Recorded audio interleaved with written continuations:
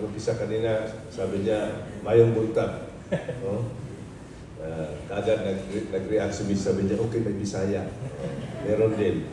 Last time I was here was July 20, di ba? And sabi ko, sana makasugakod, matapos sa Tagalog. First of all, I praise the Lord na makabalik dito. And sabi ko kay Mrs., nag-bisita kami sa kapatid niya kahapon. Sabi ko, pag Sunday, doon tayo sa San Fernando. Sabi ko, Pastor, I'll just go, punta lang dito to worship with you. Sabi niya, hindi na, ikaw na mag-speak. But it's a privilege na to share God's Word. Okay? And sabi ko kay Mrs., my wife is there, wala siya last time. Sabi ko sa kanya, anywhere we go, sana hindi ko sasabihan yung pastor na doon ako magsimba. Kaya lang baka magtampo si pastor. Andyan ka lang pala sir, hindi ka nagsabi. That's why everywhere we go, pag Sunday, always ready. And the Bible tells us, or tells me, and for us, pastors and workers, that let us be prepared in season and out of season to share God's Word. Kaya importante talaga yung salita ng Panginoon, magiging bahagi ng buhay natin. Anytime, any opportunity, ibahagi natin ang salita ng Panginoon. And today, ulitin ko, it's a privilege to share God's Word for you today. This has been, the Word of God has been yung magiging reflecting palagi, no? Palagi natin pag-aralan, magbuni-buni palagi sa salita ng Panginoon. And if you have your Bibles with you, please open with me to the book of Galatians. I only have two verses for us today. Galatians chapter 6, verse 9 and 10. Sabi dito, let us not become weary in doing good, for at the proper time we will reap a harvest if we do not give up. Therefore, as we have opportunity, let us do good to all people, especially to those who belong to the family of believers. In some translations, sabi doon, to the household of faith, to the family of believers. But bago tayo magpatuloy, let's come to the Lord in prayer. Our gracious Lord and loving Heavenly Father, we thank you, Lord, sa pagbibigay mo ng bawat opportunity sa isa sa amin, bawat sa amin, Panginoon, binigyan mo ng opportunity to come together. And today, especially, Lord, as we come to study, to reflect, to ponder upon your word today, Lord, it's indeed a great privilege that as your children, we can come together, Lord. I pray that today, as we ponder upon your word, Lord, you speak to us, minister to us today, Lord. Use your servant. Again, this is always, Lord, my prayer as we are gathered, Lord God, in the house of worship, that none of us will go out empty-handed. But Lord, just speak and minister to us today. Speak, Lord, your word, just like the young Samuel, he said, speak, Lord, for your servant is listening. So speak to us today and minister to us. We entrust our time together, Lord, we pray in Jesus' name. Amen. Amen. I believe that if every one of us, we all have our moments of life, or moments when life feels so heavy. Diba? Or sa madaling salita, bawat isa sa atin, meron tayong mga nakaranas tayo ng iba't ibang problema. The Apostle James said, each one of us, we are encountering various trials. Okay? Emphasize ko yung various kasi yung iba, magkamali ka, magiging virus. No? Various, iba't ibang klaseng mga challenges sa buhay, di ba? Sa trabaho, even in family, even sa church, may mga challenges din tayo. So, we all have our moments in life where it was heavy. Heavy because sa mga estudyante, yung pressures, yung mga kaibigan mo, you have all the pressures. No? Sa buhay Kristiyano, yung ating mga dalangin, our prayers, are sometimes not answered, or siguro sinagot man pero ang tagal. No? And answered prayers. Kuminsan nga yung tinatawag na when the storm seems stronger than our strength, our faith. Parang matatalo na tayo. Kaya kuminsan, Lord, saan na kayo? Yung kay Gary Valenciano, natutulog ba ang Diyos?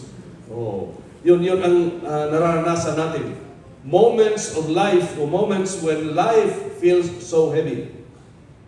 Now let me tell you this, that the Bible never promised us a life that is free from challenges, or a life that is free from problems. Ewan ko, mabasa ba natin doon sa Bible, sinabi doon, nung naging Kristiyano ka, wala ka ng problema.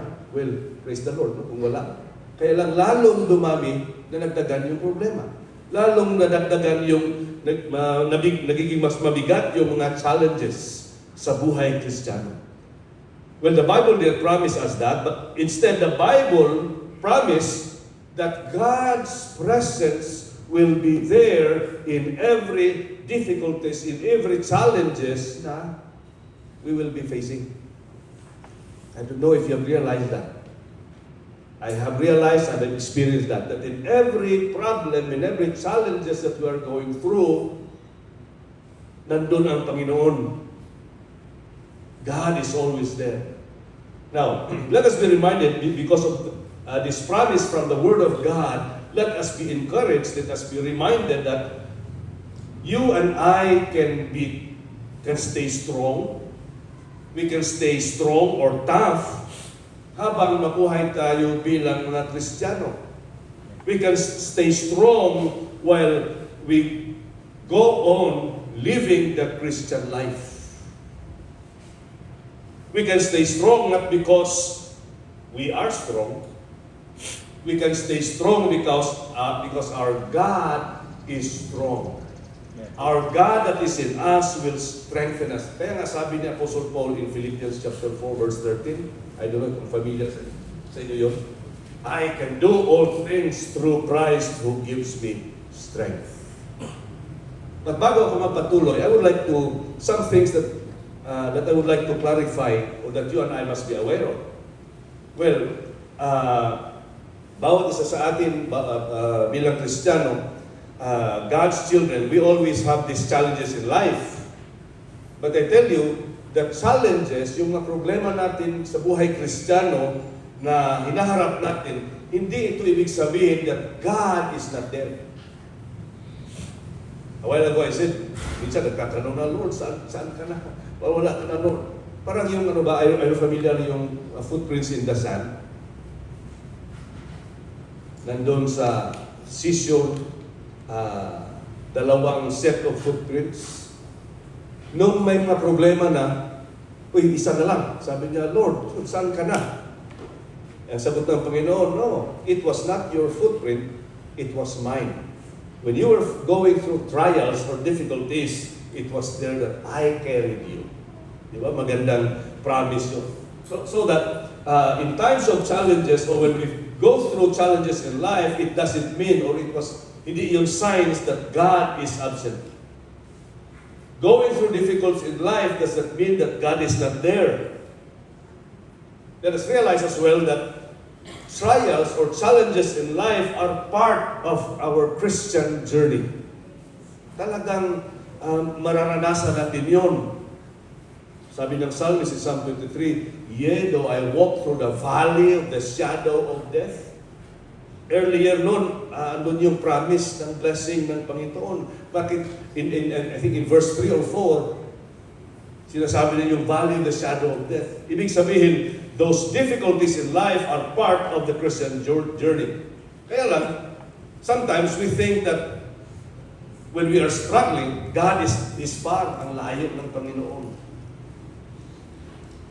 But I tell you, brothers and sisters in the Lord, these challenges are often evidence na ang Panginoon ay nandun, that God loves us and that God would like to enable us. Remember that yung gold bago magiging it is being purified. Sabi ng isang writer, diamonds are formed under pressure. Somehow yung faith natin will be strengthened when we are going through challenges one after another. So nandun yun. Our struggle in life becomes a birthplace of our next level. The birthplace of next level. So, hindi ibig sabihin na kung may mga problema tayo, wala, nandun ang Panginoon.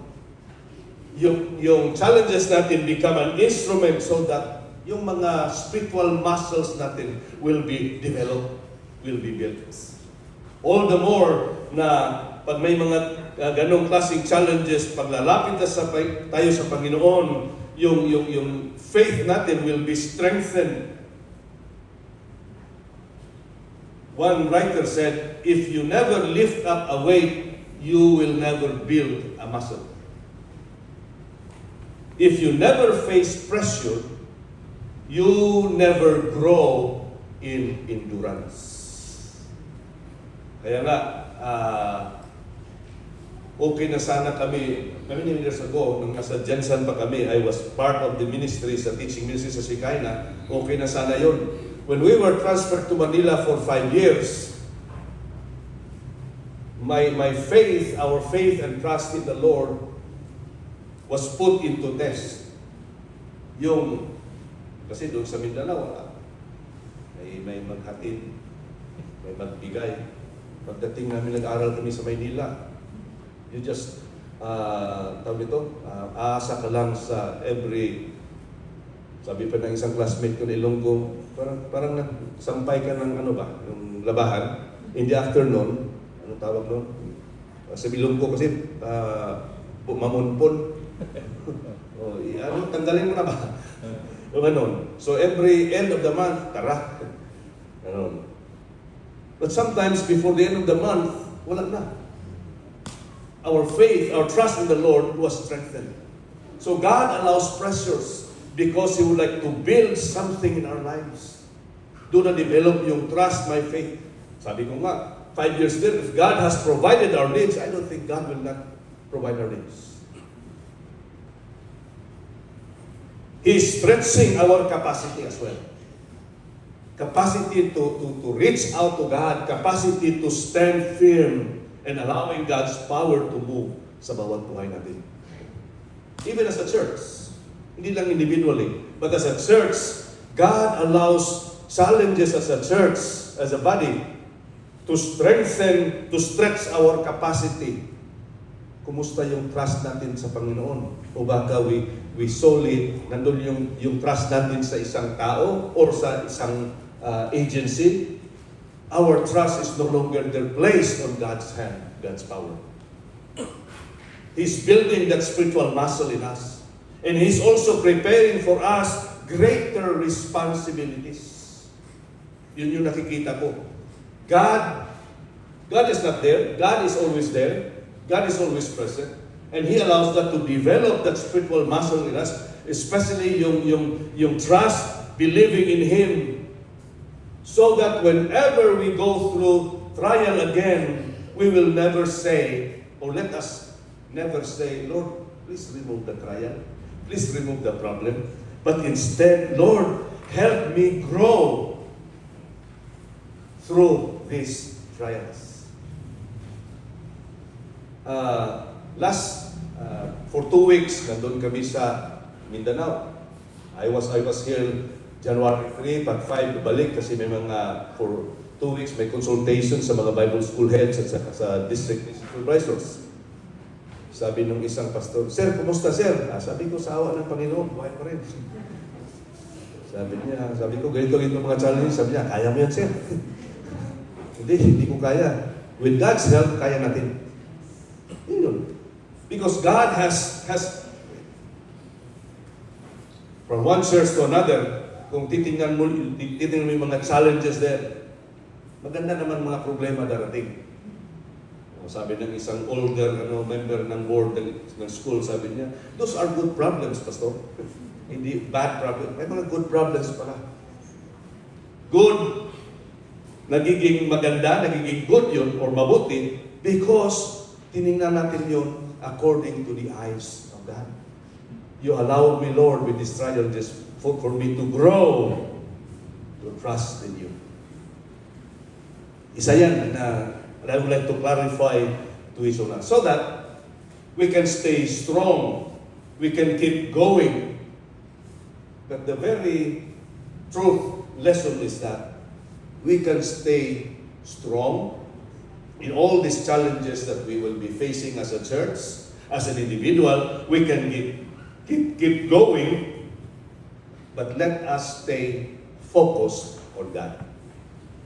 Focus tayo sa Panginoon. Kaya sabi ni Paul in Galatians 6:9-10, sabi niya, let us not grow weary. Ano ba yung Tagalog sa weary? Kasi sa magluya.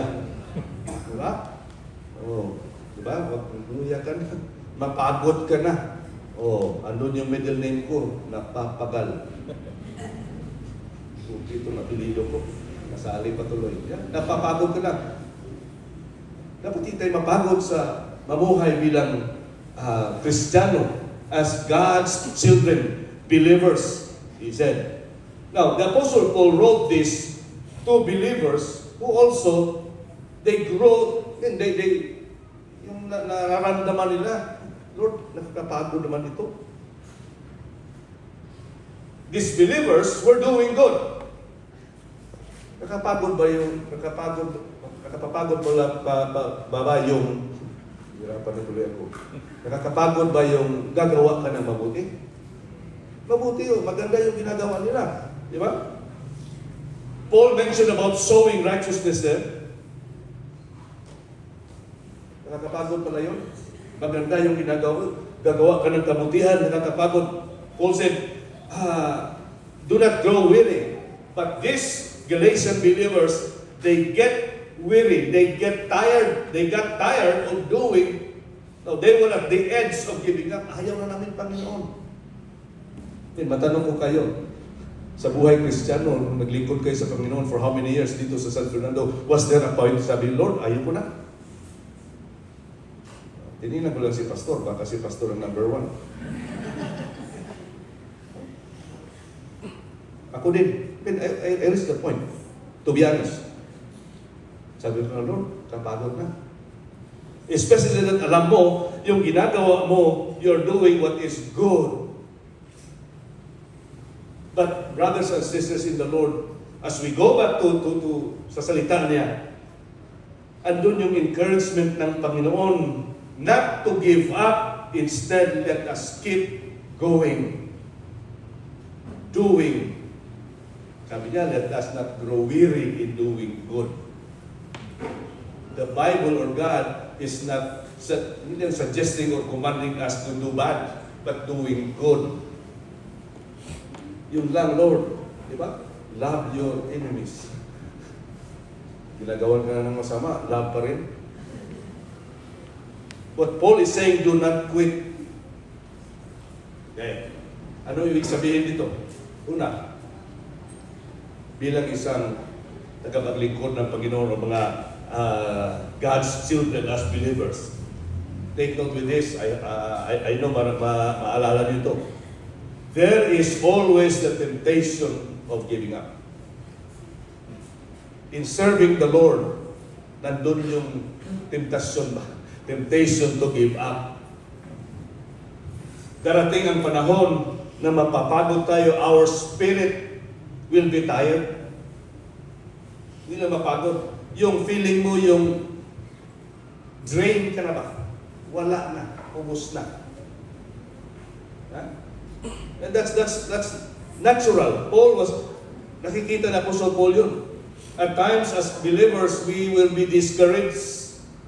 We get discouraged because of the results. Nakikita natin, walang resulta. Tumutulong ka na sa gawain ng Panginoon. Pero parang walang nangyayari, walang resulta. The motivation that you have in dahan-dahan mawawala.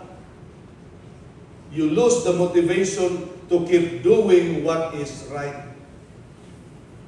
Marami akong nakausap na mga believers dyan. In fact, may mga supporters, sabi nila, Sir, mga pastor, yung tinatawag nila supporters fatigue. napapagod na sila sa pagtulong. Nararamdaman yun. Kasi nakikita lang, walang resulta, walang mga nangyayari. In the same way, sa paglingkod natin sa Panginoon, ganun din.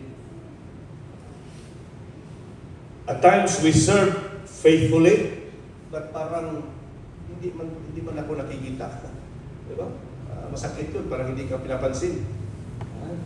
Nagbibigay ka nga, tumutulong sa gawain ng Panginoon sa simbahan, but deep inside, you are feeling empty. Mga pangyayaring ganyan. Present naman palagi during prayer meeting. Kung may check attendance lang, baka ikaw yung highest Pero bakit walang mga pagbabago? Doing good seems like it's not worth it. The temptation to give up, nandyan yan. Realidad yan. That at times, we are tempted to give up. But Paul said here, do not stop doing the right thing. Yun yung ginagawa ng kaaway. He will whisper to our ears, hinto ka na dyan. Parang ginagamit ka, they are just taking advantage. But the Bible tells us, through the Apostle Paul, let us not grow weary in doing good. Do not stop doing the right thing. Why? Because nakikita ng Panginoon yan. Sabihan mo nga yung katabi mo, God sees it all. baka akala mo. Kasi yun ang temptation yun. For example, yung mga natutugtog dito, hindi ma-appreciate. Yan mo lang. Because ginagawa mo yan para sa kalulatian ng Panginoon. God sees it. God sees our hearts. Amen? Yun. Do not stop doing the right thing. Let's continue. The next verse. Anong sinabi dyan? Let us not become weary in doing good, for at the proper time we will reap a harvest. Yung iba, gustong-gusto nila ito, yung harvest, kahit hindi sila nagtanim. Yung isang member ng board natin, national board, anak na yun, si Sir Joseph Pamplona. Pero yung tatay niya, sabi niya sa akin, older na ilang years, pero parang kaming magkaibigan lang, hindi magkababata niya. Kasi older. Sabi niya, Pastor, if ever magtanim ka ng papaya, 3 dapat itanim mo, hindi isa lang. Or 2. Magtanim ka sa loob, magtanim ka din sa labas. Diba? Kasi meron pahingi. Diba? So, yun, marami hindi kayo mag-away. Kuha ka na lang dyan. Whatever. Tanglad, yung oregano, ginawa ko yun. Pastor, kaya pwede maghingi ng oregano. Kuha kayo dyan. Bitbit na kayo. Pati malunggay. Now, people love to harvest. That this is good. Let us also tell ourselves that in due time, sabi niya, for at the proper time, we will reap a harvest. In other words, God has a timetable for everything. May timetable ang Panginoon. Ginagamit dito ni Apostle Paul yung harvest time. Appointed time yun. May mga pagtatanim, mayroong pagtanim mo, lahat preparation, hanggang harvest time. Kaya lang, yung challenge dito is that yung paghihintay. Waiting time feels, yung tagal. Ang tagal. Hindi man ako farmer, pero yung pag magtanim ka ng palay, ilang months yun. Maghintay ka hanggang mag-harvest. Panay pray mo, Lord, sana huwag lalakas yung hangin. Waiting time feels the longest. Ang problema, yung gusto natin, we want yung harvest instant pa. So, nasanay tayo. We are tempted na yung instant lahat. We fail to realize that God operates, may timetable ang Panginoon. Diba? Tayo nagmamadali. Gusto natin instant. Kahit kape, instant. Noodles. No? Hindi pwede yung buhay Kristiyano instant din. No, hindi pwede. God, may ano talaga, may timetable ang Panginoon. God is not operating by deadlines, pero may season ang Panginoon. Hindi season ng neighbor natin, our friend season, but God's timing. God is not driven by pressure. Lord, pwede ba? Ito kasi God's working is driven by purpose. Kasi yung ginagawa ng Panginoon is by His wisdom. Ano? So let us understand that. So sabi ni Paul, okay, continue to do what is right, continue to do what is good, because at the proper time, you will see the results. You will see the results. Kailangan natin maghintay. Hintayin natin yung tamang panahon ng Panginoon. And I tell you, brothers and sisters in the Lord, God never misses seasons. Hindi ma-miss ng Panginoon yung hindi papalpak yung timetable ng Panginoon. Talagang, darating yan according to its proper time. So that when God will say you will reap, no trial, no delay, even the enemy cannot stop it. Harvest or results, answers to prayer is guaranteed. Sabi niya, we will reap a harvest. It's guaranteed. Kaya lang, let us do things, live our lives according to God's timetable. Hintayin natin yung tamang panahon. Sinabi ng Panginoon, hindi sinabi ng Panginoon na sana makaharvest ka, sana no. He said, we will reap a harvest.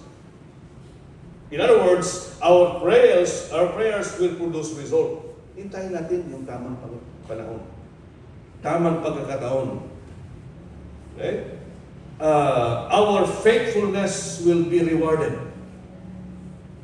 Hindi naman yung tao ang magbibigay ng reward sa faithfulness natin. It's God. Diba? Sarap pakinggan? Well done, good and faithful servant. In due time, we will get the harvest. When we have sown in faith, yung love, obedience, sometimes sacrifice, we persevere. Take note, God is keeping a record. Not only God sees it all, but God is keeping a record. Even if you feel or we feel like nothing is happening, ito pa, akala natin walang nangyayari, but the roots are growing. The roots are growing. The roots are growing underground. Now, furthermore, if you continue on verse 9, let us not become weary in doing good, for at the proper time we will reap a harvest. Anong sunod? If we do not give up. Ayun? We will reap a harvest if we faint not. That's the word of God. In other words, let us not quit, let us not stop. Before mangyayari yung gusto mangyari ng Panginoon, problema, ito na sana, mangyari na yung timetable ng Panginoon, ihuminto tayo. Hindi natin naranasan yung victory ng blessing. The reason, ang kadahilanan, it's because hindi tayo nagpatuloy. Huminto tayo eh. Yun. Now, saan ko ba nabasa yun? Sabi ng writer, sabi niya, the devil cannot stop the harvest.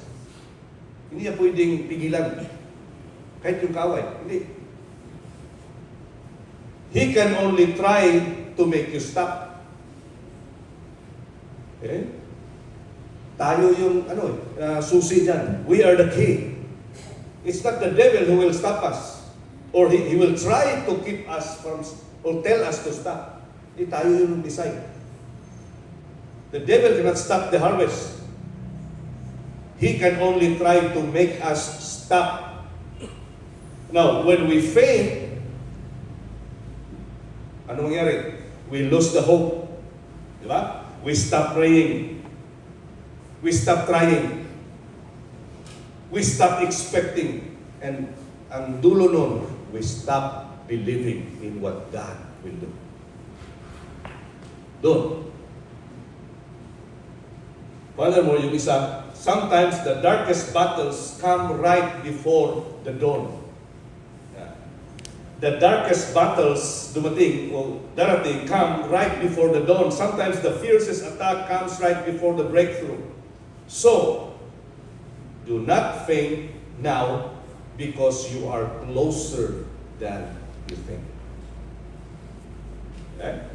So, for us to keep going, when we feel weary, okay, keep going. When we feel tired, ask the Lord to make us strong so that we can still stay strong in the midst of many challenges that we'll be facing as a church especially. Let us always draw or focus on the promise of God, not on the pressure. Let us draw strength from God through the Holy Spirit, and let us keep our eyes, put our hope on what God will be doing through us. I know the Lord will strengthen us. So Paul said, let us not become weary in doing good, for at the proper time, we will reap a harvest if we do not give up. My question for us today, ano yung mga bagay na ginagawa natin para sa Panginoon? Alam natin na tama, alam natin na mabuti, maganda para sa Panginoon. Let's not stop doing it. Keep on doing it. Well, there will always be temptation to give up. Let us not give up. Instead, remember that God has His own timetable. And with that timetable na ginawa ng Panginoon, let us surrender and submit to Him. Knowing that in God, there is a sure victory. The harvest is guaranteed. So brothers and sisters in the Lord, I would like to encourage us, let us keep going. Let us never grow weary in serving God, much more serving Him and doing the ministry. Let's pray. Lord, thank you so much for your word. Thank you, Lord, for reminding us today. I know, Lord, some of us, if not all of us, have these moments, Lord. Minsan ayaw namin magsimba. Ayaw na namin, Lord, to take part in the different ministries. Because, Lord, the devil is trying to keep us, trying to stop us, even whispering us, huwag ka nang magpatuloy dyan. Huwag ka nang maglingkod. Lord, your word is very clear. There's always the challenge, Lord. But your word is clear that you are going to be with us. Andiyan ka palagi, Panginoon. Help us, Lord, to stay strong, stay in the course by focusing on you. Submitting to you, Lord, dahil alam namin, meron kang gagawin. Help us, Lord, to have patience, maghintay sa tamang panahon kung saan mo ipagkaloob, ipakita sa amin yung harvest, yung guarantee, yung victory, Panginoon. Help us, Lord. I pray for the whole church as well, that your blessings be upon them. Thank you, Lord, again for your word.